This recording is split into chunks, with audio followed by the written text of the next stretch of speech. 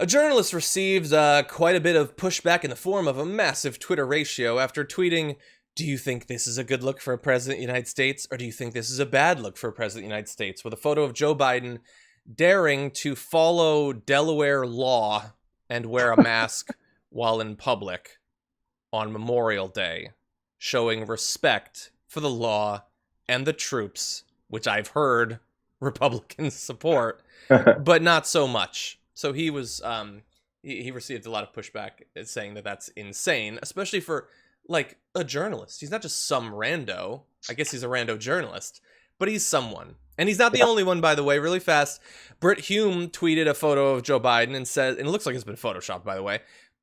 100% looks like it's been photoshopped. But anyway, this might help explain why Trump doesn't like to wear a mask in public. Biden today, which Trump retweeted, by the way.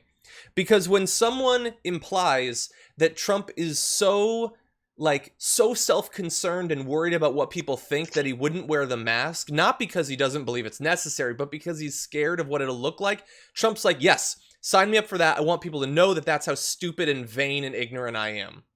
Yeah, it's been, well, so first of all, I guess my guess as to why Trump retweeted this about Biden is because he's thirsty for any kind of information or any kind of post or declaration that he thinks can give him some kind of advantage as we lead up to the election. Because we've all seen and heard and seen the reports about how he's upset that the pandemic has derailed his re-election campaign, and he's itching to get back out there. He wants to fill arenas again. He's threatening the governor of North Carolina to move the RNC to Texas or somewhere else because he's saying, no, we're not going to pack another arena in the middle of a pandemic for you. Yeah. So this is his primary focus. He's been moping around the White House. Another report from White House reporter. He's been moping around the White House, angry at how the pandemic has affected him, how it's derailed his opportunity. He had a full plan. His campaign was going to hit Joe Biden on Russia, on Ukraine, going to hit Hunter Biden, going to talk about this, going to talk about that. All those things aren't sticking. He tried to go with Obamagate. They're not sticking because people are too busy concerned about whether or not they're going to literally die.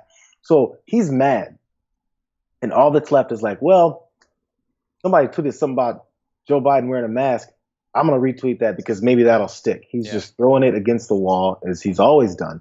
And that's all he's got now. So this is where we now stand. It can fly in the face of his Surgeon General. It can fly in the face of the CDC. It can fly in the face of Dr. Fauci and Birx. It doesn't matter. He's just throwing things out there because he needs someone to pay attention to him on something other than the over 100,000 people that it is. Yeah.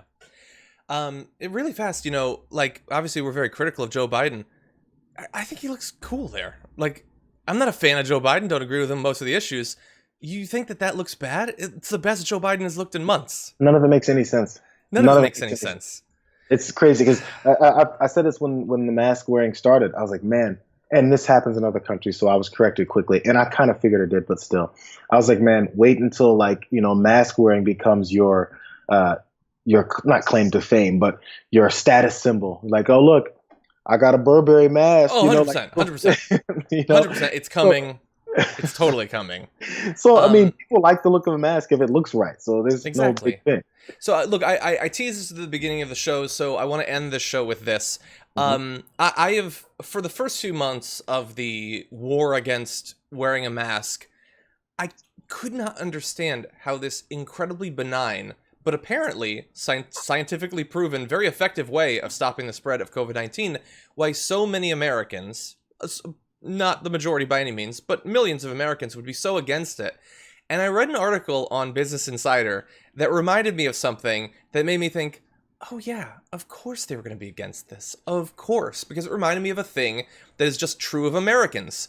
And so I want to make an analogy of what we're talking about here. So there is a YouTube channel, a very popular YouTube channel called Will It Blend, where they have a blender and they put something in it to see if the blender can shred it. But long before we had that channel, we had another version of Will It Blend, and it was called the American Automotive Industry, because seatbelts didn't exist for literally decades. And so when you'd crash in a car, you would be bounced off of all the metal and glass parts in it. And many, many people blended for literally decades. Many tens of thousands have died. And it wasn't really until Ralph Nader, then 31 years old, published a book called Unsafe at Any Speed that talked about a number of different safety improvements that were needed in cars, but seatbelts were one of those. And that was shockingly controversial, with many Americans getting up in arms about seatbelts when they were initially offered as an option on cars in the early years. I think in 1953 to 1955 or so, they were offered on Fords. Do you know what percentage sprung for the optional seatbelts, JR? I'm gonna shoot for 10%.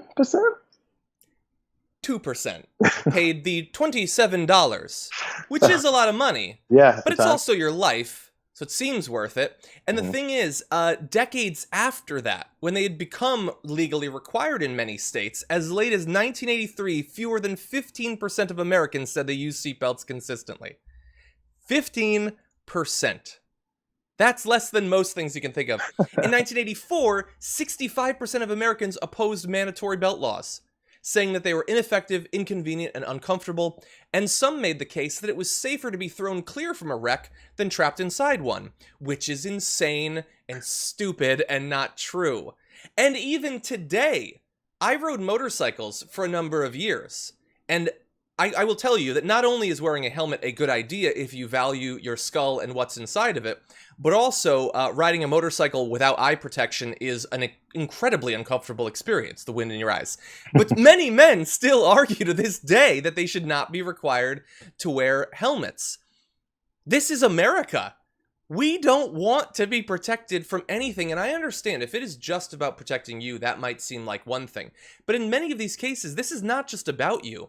If a motorcyclist gets a hornet in the eye and goes crashing off the street, they can kill other people. The same thing can happen in cars too. Drunk driving laws were vigorously opposed by a portion of the American public as well. That is not just about protecting you, that's about protecting other people as well. But this has always been a thing about America, where we have to knee-jerk fight against anything that will protect our lives or even other people's lives. If it originates with us, if there's something that's protecting our lives from the other, foreign people, the domestic people that we consider the other, we have to move mountains to protect ourselves from them. Yeah. Yeah, Ralph Nader put it very well. He said, we're a very hard society to change cognitively.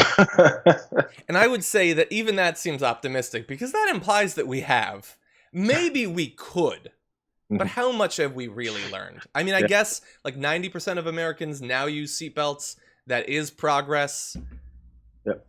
And guess what else? It's all, and you know this, obviously, it's backed by the law. Cop catch you without your seatbelt on, you're getting a ticket.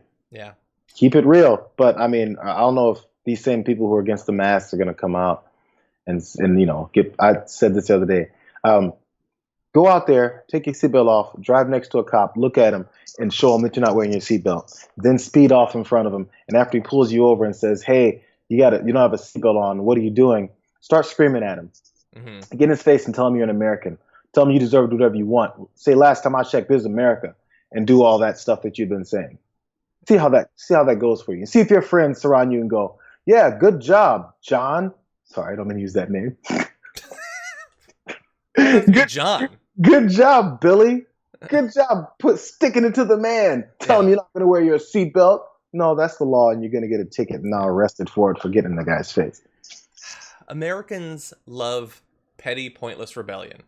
Not actual rebellion that would improve their lot in life, but petty, pointless rebellion. Like, imagine, I've been in a couple of very minor motorcycle accidents, and the one time that I went flying off my bike and, you know, went skidding a couple dozen yards down the road, what went through my head at that second was not the pavement, thankfully, because I was wearing a helmet. It wasn't like, man, this helmet's uncomfortable. I would really feel better at this moment if I had some more airflow in my locks. Anyway, what a dumb country we live in. What a dumb, dumb country. Wear a damn mask. If you don't think it looks cool, make a cooler one. And I will say what I said before.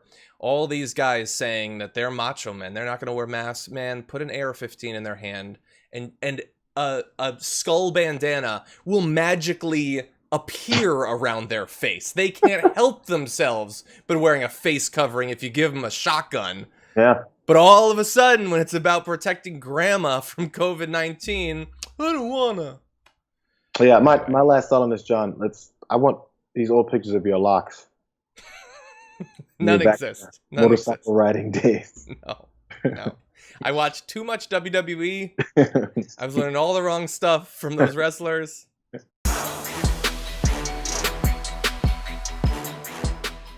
For more political news breakdowns, interviews, stories of activism, and me trying my hardest to care about the occasional big celebrity news story, subscribe to our YouTube channel at youtube.com/thedamagereport.